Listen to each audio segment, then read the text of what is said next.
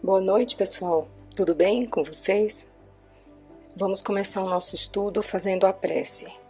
Vamos agradecer a Deus e a Jesus por mais esta oportunidade de esclarecimento. Que para essa semana possamos ter mais gratidão do que pedidos. Pai nosso que estais nos céus, santificado seja o vosso nome, venha a nós o vosso reino, seja feita a vossa vontade, assim na terra como no céu. O pão nosso de cada dia nos dai hoje, perdoe as nossas dívidas, assim como perdoamos os nossos devedores. E não nos deixeis cair em tentação, mas livra-nos de todo o mal. Que assim seja, graças a Deus, graças a Jesus. Então, nós vamos dar continuidade ao estudo do livro Renovando Atitudes. Estamos no capítulo 28, Crenças e Karma. Esse capítulo vai abordar o item 4 do capítulo 5 do Evangelho segundo o Espiritismo. Esse capítulo é o Bem-aventurados os aflitos e o item Causas atuais das aflições. A quem, pois, culpar de todas as suas aflições, senão a si mesmo? O homem é assim, num grande número de casos, o artífice dos seus próprios infortúnios. Mas, em vez de o reconhecer, ele acha mais simples, menos humilhante para a sua vaidade, acusar a sorte, a providência. Mentalidade é a capacidade intelectual, ou seja, o conjunto de crenças, costumes, hábitos e disposições psíquicas de um indivíduo. São registros fundos, situados no corpo espiritual, raízes de nosso modo de agir e pensar, acumulados na noite dos tempos.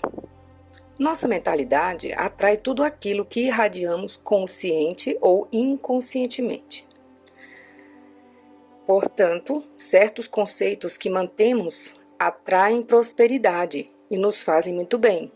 Outros tantos nos desconectam do progresso e da realidade espiritual. Porque ainda não vemos as coisas sem o manto da ilusão, é que acreditamos em prêmios e castigos. Na realidade, suportamos apenas as consequências de nossos atos. Dessa forma, tudo o que está acontecendo em tua vida é produto de tuas crenças e pensamentos que se materializam. Não se trata, pois, de punições nem recompensas, mas reações desencadeadas pelas tuas ações mentais. Certas ideias sobre o karma não condizem com a coerência e com a lógica da reencarnação, levando-te a interpretações distorcidas e irreais sobre as leis divinas. Karma, em sânscrito, quer dizer simplesmente ação. Tuas ações, ou seja, teus karmas, são positivos ou negativos, de conformidade com o que fizeste e segundo tuas convicções e valores pessoais. Deus não julga os atos pessoais, mas criou leis perfeitas que dirigem o universo. Porque tens o livre-arbítrio como patrimônio, é que deves admitir que a vida dá chances iguais para todos. A diferença está na credulidade de cada um. A seguir, algumas formas negativas de pensar. Não posso mudar, é meu karma.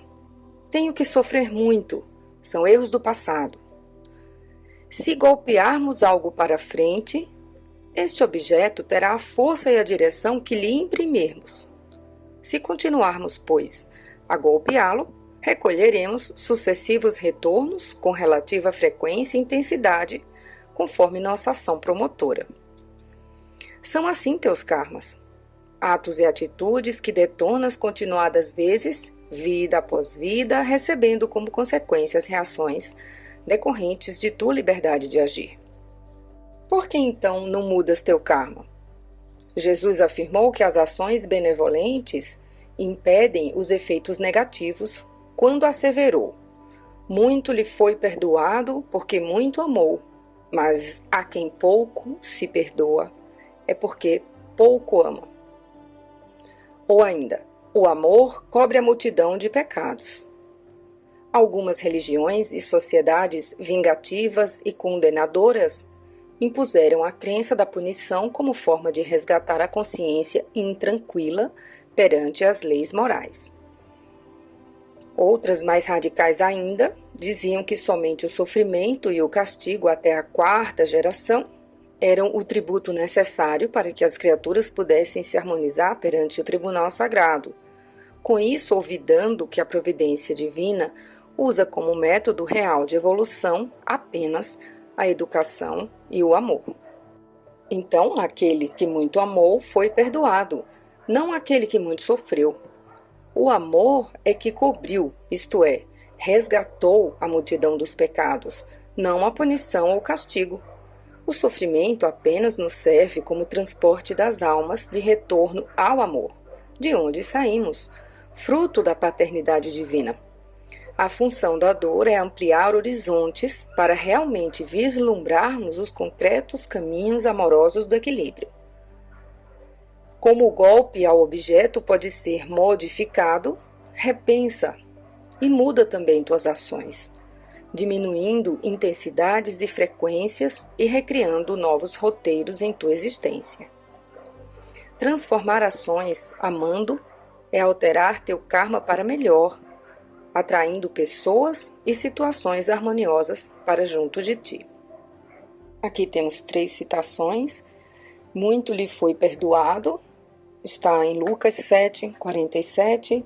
O amor cobre a multidão de pecados, em Pedro 1, 4 a 8. Somente o sofrimento e o castigo até a quarta geração está em Êxodo 34,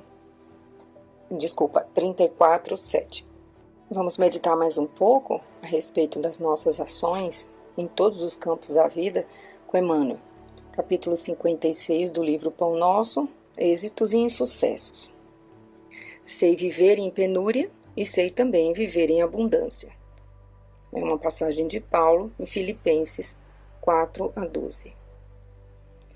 Em cada comunidade social, existem numerosas pessoas demasiadamente preocupadas quanto aos sucessos particularistas, afirmando-se ansiosas pelo ensejo de evidência. São justamente as que menos se fixam nas posições de destaque quando convidadas aos postos mais altos do mundo, estragando desastradamente as oportunidades de elevação que a vida lhes confere. Quase sempre, os que aprenderam a suportar a pobreza é que sabem administrar com mais propriedade os recursos materiais. Por essa razão, um tesouro amontoado para quem não trabalhou em sua posse é muitas vezes causa de crime, separatismo e perturbação. Pais trabalhadores e honestos formarão nos filhos a mentalidade do esforço próprio e da cooperação afetiva, ao passo que os progenitores egoístas e descuidados favorecerão nos descendentes a inutilidade e a preguiça. Paulo de Tarso, na lição à Igreja de Filipos, refere-se ao precioso imperativo do caminho no que se reporta ao equilíbrio, demonstrando a necessidade do discípulo quanto à valorização da pobreza e da fortuna, da escassez e da abundância. O êxito e o insucesso são 2 taças guardando elementos diversos, que, contudo, se adaptam às mesmas finalidades sublimes. A ignorância humana, entretanto, encontra no primeiro o licor da embriaguez e no segundo identifica o fel para desesperação. Nisto reside o erro profundo, porque o sábio extrairá da alegria e da dor, da fartura ou da escassez, o conteúdo divino. Vamos a mais um capítulo do Renovando Atitudes, o 29, a arte da aceitação. Vai falar a respeito do item 13 do capítulo 5 do Evangelho segundo o Espiritismo, também. Bem-aventurados os aflitos. O item 13 se refere a motivos de resignação. O homem pode abrandar ou aumentar a amargura das suas provas pela maneira que encara a vida terrestre. Contentar-se com sua posição sem invejar a dos outros, de atenuar a impressão moral dos reveses e das decepções que experimenta, Ele aure nisso uma calma e uma resignação. Aceitar nossa realidade tal qual é representa um ato benéfico em nossa vida. A aceitação traz paz e lucidez mental, o que nos permite visualizar o ponto principal da partida e realizar satisfatoriamente nossa transformação interior. Só conseguimos modificar aquilo que admitimos e que vemos claramente em nós mesmos. Isto é, se nos imaginarmos outra pessoa vivendo em outro ambiente, não teremos um bom contato com o presente e, consequentemente, não depararemos com a realidade. A propósito, muitos de nós fantasiamos o que poderíamos ser, não convivendo, porém, com nossa pessoa real. Desgastamos dessa forma uma enorme energia por carregarmos constantemente uma série de máscaras como se fossem utilitários permanentes. A atitude de aceitação é quase sempre característica dos adultos serenos, firmes e equilibrados, a qual se soma o estímulo que possuem de senso de justiça, pois enxergam a vida através do prisma da eternidade. Esses indivíduos retêm um considerável coeficiente evolutivo, do qual se deduz que já possuem um potencial de aceitação, porquanto aprenderam a respeitar os mecanismos da vida, acumulando pacificamente as experiências necessárias a seu amadurecimento e desenvolvimento espiritual. Quando não enfrentamos os fatos existenciais com plena aceitação, criamos quase sempre uma estrutura mental de defesa. Somos levados a reagir com atitudes de negação, que são, em verdade, molas que abrandam os golpes contra nossa alma.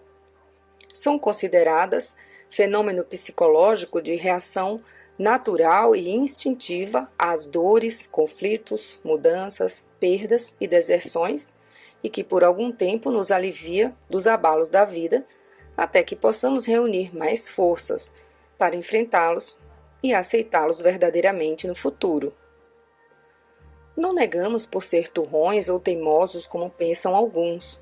Não estamos nem mesmo mentindo a nós próprios.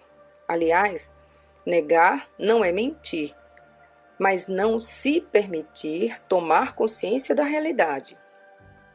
Talvez esse mecanismo de defesa nos sirva durante algum tempo, depois passa a nos impedir o crescimento e a nos danificar profundamente os anseios de elevação e progresso. A autoaceitação é aceitar o que somos e como somos.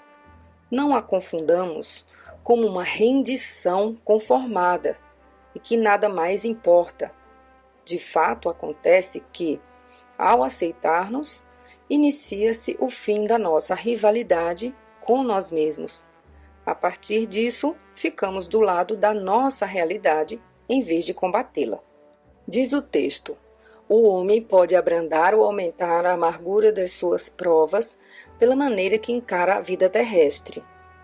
A aceitação é bem uma maneira nova de encarar as circunstâncias da vida para que a força do progresso encontre espaços e não mais limites na alma, até então restrita, pois a vida terrestre nada mais é do que o relacionar-se consigo mesmo e com os outros no contexto social em que se vive.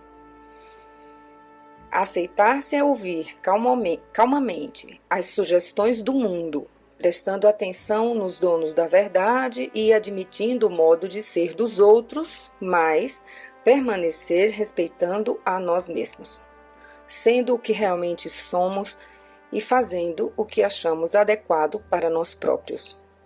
Em vista disso, concluímos que a aceitação não é adaptar-se a um modo conformista e triste de como tudo vem acontecendo, nem suportar e permitir qualquer tipo de desrespeito ou abuso à nossa pessoa. Antes, é ter a habilidade necessária para admitir realidades, avaliar acontecimentos e promover mudanças, solucionando assim os conflitos existenciais. E sempre caminhar com autonomia para poder atingir os objetivos pretendidos. Podemos dizer então que aceitar um momento, um conflito, uma doença, seja qual for a causa do estresse, primeiro pensar o que isso pode estar querendo dizer, que lição isso ou essa pessoa pode me ensinar. Desacelerar a mente por alguns minutos e pensar um pouco antes do desespero, antes de reagir. A aceitação não é uma coisa parada, inerte. A aceitação ela é dinâmica, porque precisa da nossa avaliação do momento, da situação. Vamos ver uma outra forma de entender a aceitação em Emmanuel, capítulo 100 do Pão Nosso. Rendamos graças. Em tudo dais graças, porque esta é a vontade de Deus em Cristo Jesus para convosco. Passagem de Paulo, 1 Tessalonicenses 5:18. A pedra segura, o espinho previne, o fel remedeia, o fogo refunde, o lixo fertiliza, o temporal purifica a atmosfera, o sofrimento redime, a enfermidade adverte, o sacrifício enriquece a vida, a morte renova sempre. Aprendamos assim a louvar o Senhor pelas bênçãos que nos confere.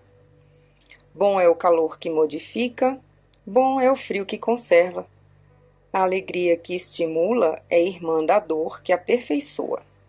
Roguemos a providência celeste, suficiente luz para que nossos olhos identifiquem o celeiro da graça em que nos encontramos. É a cegueira íntima que nos faz tropeçar em obstáculos onde só existe o favor divino. E, sobretudo, ao enunciar um desejo nobre, preparemo-nos a recolher as lições que nos cabe aproveitar, a fim de realizá-lo segundo os propósitos superiores que nos regem os destinos. Não nos espantem dificuldades ou imprevistos dolorosos. Nem sempre o socorro de cima surge em forma de manjar celeste. Comumente aparece na feição de recurso menos desejável. Lembremo-nos, porém, de que o homem, sob o perigo de afogamento nas águas profundas que cobrem o abismo, por vezes, só consegue ser salvo ao preço de rudes golpes. Rendamos graças, pois, por todas as experiências do caminho evolutivo na santificante procura da vontade divina em Jesus Cristo, nosso Senhor. Então, se fixarmos a mente no conceito de castigo, fatalmente vamos perder muitas oportunidades de aprender as lições. Que possamos refletir. Boa semana a todos.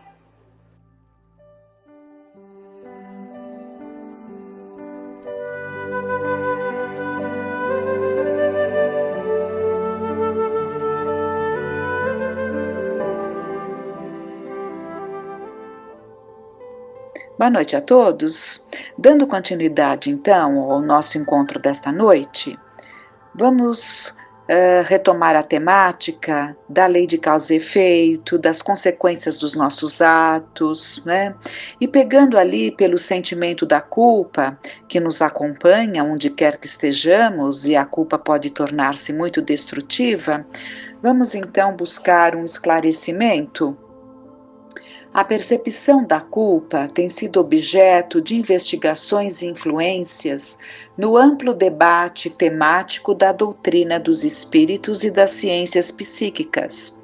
Sabe-se que são intermináveis e graves as consequências da conservação da culpa em nossa vida, podendo alcançar indescritíveis destroços emocionais, psicológicos, comportamentais e morais.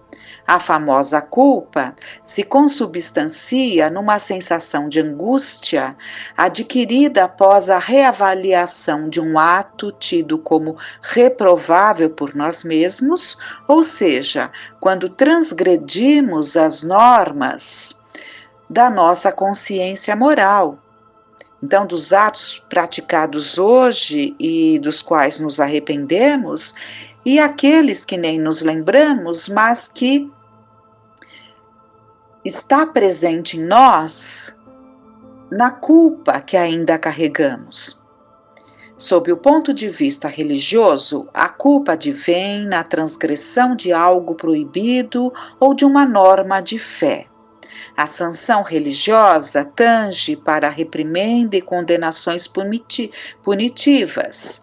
A sinistra culpa religiosa significa um estado psicológico, existencial, subjetivo, que indica a busca de expiação de faltas ante o sagrado como parte da própria autoiluminação, como experiência sectária.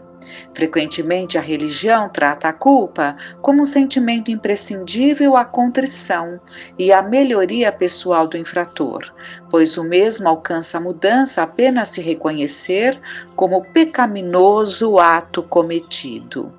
Essa interpretação religiosa não se compatibiliza com as nossas propostas espíritas, até porque a culpa é uma das percepções psíquicas que não se deve nutrir por ser uma espécie de mal-estar estéril, uma inútil insatisfação íntima. Em verdade, quando nos culpamos, tolhemos todo o potencial de nos manifestar com segurança perante a vida. A culpa tem perigosas matrizes nas exigências de autoperfeição que nos constrange a curvar-nos diante de alguns atos equivocados.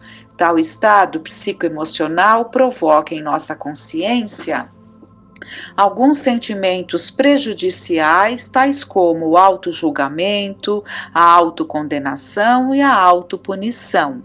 Importa libertar-nos das lamentações, dos processos psicológicos de transferência da culpa, da autocomiseração, das condutas autopunitivas e assumirmos com calma a responsabilidade pelos nossos próprios atos. Então, isso é importante. Se é importante, sim, reconhecermos os nossos erros, percebermos que não deveríamos ter agido de tal ou tais formas, é muito importante, mas é preciso que entendamos que é com cabeça erguida que nós vamos buscar a reparação dos nossos atos. É verdade, o comportamento autopunitivo causa gravíssimas doenças emocionais, notadamente a depressão. Atualmente, a depressão é um colossal drama humano. Eu não mereço ser feliz. Eu não nasci para ser amado. Ninguém gosta de mim. Aqui se manifesta um comportamento autopunitivo de complicado tratamento psicológico e espiritual. Neste caso, a culpa está punindo e aprisionando. O culpado está acomodado na queixa e na lamentação pela culpa. Mais amadurecido psicologicamente, poderia avançar pelo caminho do auto-perdão e capacitaria a abrir mais o coração para a vida. Nas patologias depressivas, muitas vezes, há muito ódio guardado no coração. Muitas vezes oscilamos entre atos que geram a artimanha do desculpismo e ações que determinam a culpa. Dependendo de como lidamos com tais desafios, a culpa permanece mais forte, produzindo situações que embaraçam o estado psíquico e emocional, razão pela qual não nos podemos exigir perfeição. E, não obstante, devemos fazer esforços contínuos de autoaperfeiçoamento, afastando do desculpismo, que nada mais é do que uma porta de escape para a fuga das próprias obrigações. Sim, é preciso que nos perdoemos. O auto-perdão ilumina a consciência, predispondo-nos à reparação necessária, a fim de realizarmos o bem àqueles a quem fizemos o mal. Praticarmos a bondade em compensação ao mal praticado, isto é, tornando-nos humildes, se temos sido orgulhosos, amáveis se temos sido austeros, caridosos se temos sido egoístas, benignos se temos sido perversos, laboriosos se temos sido ociosos, úteis se temos sido inúteis. Pensemos o seguinte: nós erramos porque somos humanos ou somos humanos porque erramos? Na verdade, todos acertamos e erramos. Não há pessoas perfeitas na Terra. Se fizermos as coisas certas, nos regozijemos por isso. Porém, se erramos, sigamos em frente e aprendamos com o erro, pois quando aprendemos com os erros, eles se tornam o grande caminho da lição e do crescimento interior. Desta forma, fica ilustrado que, se errar é humano, diluir os erros e ter resignação são as alavancas para impulsionar a vida, para prosseguir a marcha nas trilhas do bem, trabalhando e servindo para reparar os fracassos da caminhada. Estejamos muito atentos a esses ensinamentos, porque muito temos perdido em oportunidades, em melhor condições nas nossas vidas, nos sentindo mais reconfortados, mais estruturados para as vivências nos nossos dias, dia a dia, justamente porque carregamos a culpa que paralisa, a culpa que cristaliza, a culpa que nos impede de voarmos voos mais altos, porque não nos sentimos merecedores.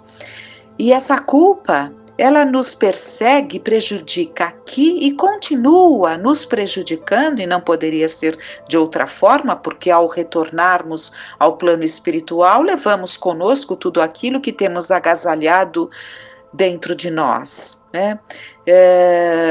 E nós vamos ver um exemplo do livro Ação e Reação, de André Luiz, que foi um livro escrito para deixar bem claro essa ideia da lei de causa e efeito, das consequências dos nossos atos, tão bem trazida por Allan Kardec na revivência dos ensinamentos de Jesus, na medida em que ele nos trouxe a cada um segundo as suas obras. Ninguém sairá de lá até pagar o último ceitil. E assim vai, né? Então, nós vamos ver no livro uma passagem que nós temos no capítulo 2, um trecho. Logo após, o orientador fez vibrar pequena campainha e a assembleia se colocou à vontade para a livre conversação. Que assembleia era essa? Uma assembleia de espíritos com muita dificuldade, que estavam sendo assistidos naquela casa por aquelas equipes, preparando-se para o retorno, e eram espíritos muito endividados, e muitos deles trazendo muitas culpas, muitos temerosos, outros muito desejosos do retorno, né, para dar um outro segmento às suas experiências. E num determinado momento, um moço de expressão simpática abeirou-se de nós, relata André Luiz, e depois de saudar-nos afetuosamente, observou inquieto: instrutor amigo, ouvindo-lhe a palavra educativa e ardente, fico a cismar nos enigmas da memória. Por que esse ouvido para cá da morte física? Por que esse esquecimento para o lado de cá, né, após a morte física? Se tive existências outras antes da última, cujos erros agora procuro reparar, por que razão me não lembro delas? Antes de partir para o campo físico, na romagem que me fixou o nome pelo qual hoje respondo, devo ter deixado bons amigos na vida espiritual. Assim como alguém que, viajando na terra de um continente para outro, comumente deixa no cais afeições queridas que não o esquecem. Como justificar a amnésia que me não permite recordar os companheiros que devo possuir à distância? Bem ponderou o interpelado sabiamente. Os espíritos que na vida física atendem aos seus deveres com exatidão, retomam pacificamente os domínios da memória, tão logo se desenfaixam do corpo denso, reentrando em comunhão com os laços nobres e dignos que os aguardam na vida superior para a continuidade do serviço de aperfeiçoamento e sublimação que lhes diz respeito. Contudo, para nós, consciências intranquilas, a morte no veículo carnal não exprime libertação. Perdemos o carro fisiológico, mas prosseguimos atados ao pelourinho invisível de nossas culpas.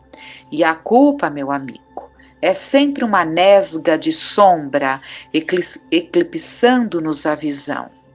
Nossas faculdades mnemônicas, relativamente às nossas quedas morais, assemelham-se de certo modo às conhecidas chapas fotográficas, as quais, se não forem convenientemente protegidas, sempre se inutilizam. O mentor fez breve pausa em suas considerações e continuou. Imaginemos a mente como sendo um lago.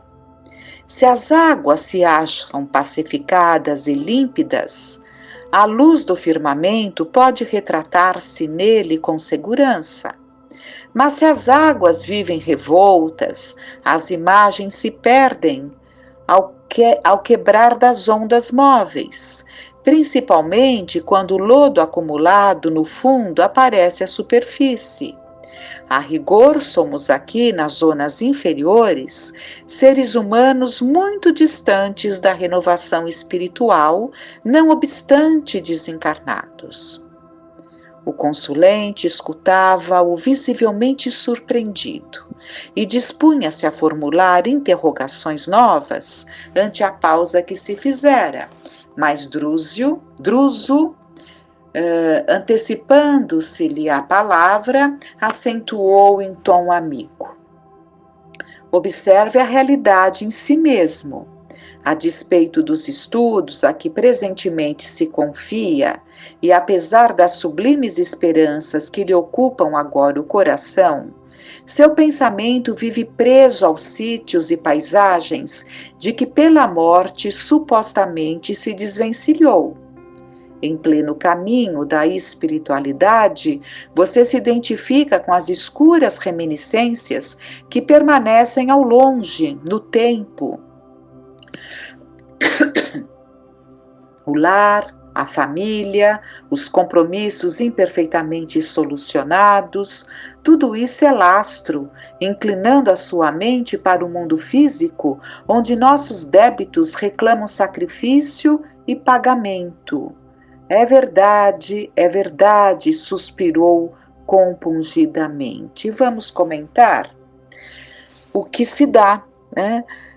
Ele carregou a culpa, ele carregou um grande arrependimento pelos erros cometidos, pelas situações imperfeitamente solucionadas aqui na Terra, e no plano espiritual, mesmo ali, vivendo situações de luta, de busca de melhoria, como é dito aqui, né? Tendo a esperança no seu coração de tempos melhores, de conquistas, mas a culpa era tal que ele permanecia ligado, imantado às recordações que seriam da terra, o lar, a família, os compromissos imperfeitamente solucionados.